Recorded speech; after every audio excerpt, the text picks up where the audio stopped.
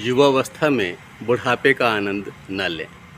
बहुत सारे बच्चे इस तरह के दिखते हैं जो कि युवा हैं, उनका व्यवहार, उनकी गति यह दिखाता है कि वे वृद्ध हो गए हैं। हमें निरंतर प्रयास करना चाहिए, उम्र चाहे कितनी भी हो, शरीर में गति बनी रहे। और अगर यह गति बनी रहेगी तो आप 70 और 80 वर्ष की उम्र में भी युवा ही रहेंगे। और अपने मानस को तैयार करें कि वो असफलता को स्वीकार न करें।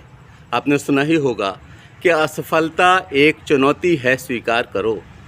क्या कमी रह गई देखो और सुधार करो। जब तक न सफल हो नींद चैन को त्यागो तुम। संघर्ष का मैदान छोड़ मत भागो तुम। कुछ किए बिना ही जय जयकार नहीं होती, कोशिश करने वालों की हार नहीं होती। तो आपको भी यही करना है और निरंतर प्रयास करना है। निरंतर शारीरिक गतिविधियां करनी हैं, सामाजिक गतिशीलता बढ़ानी है, समाज के कार्यों में भाग लेना है और हमें संतुलित पौष्टिक आहार लेना है। ऐसा आहार लेना है जिसे हम आराम से पचा सकें, कम चीनी हो, सरल कार्बोहाइड्रेट हो, अधिक फल खाएं, सब्जियां खाएं और मोटे अनाज का हमें सेवन करना है। इससे हमें फ़ायदा मिलेगा। और तनाव से दूरी बना करके रखनी है। तनाव से जितनी दूरी रहेगी, चेहरे पर उतनी ही अधिक रौनक रहेगी। और नियमित स्वास्थ्य की जांच की आवश्यकता है।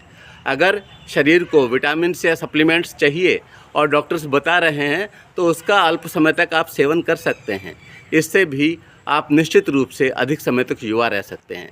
हमें प्राणायाम करना चाहिए, नित्य व्यायाम करना चाहिए।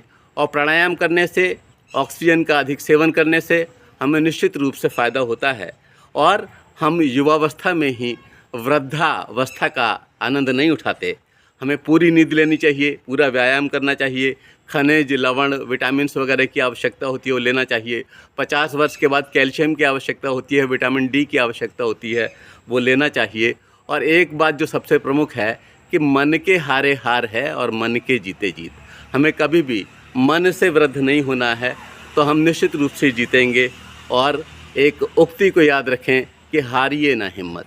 कभी हिम्मत नहीं हारना है, लगातार प्रयास करना है। और अगर हमारे प्रयास इस दिशा में होंगे तो हमारी प्रगति होगी ही। धन्यवाद।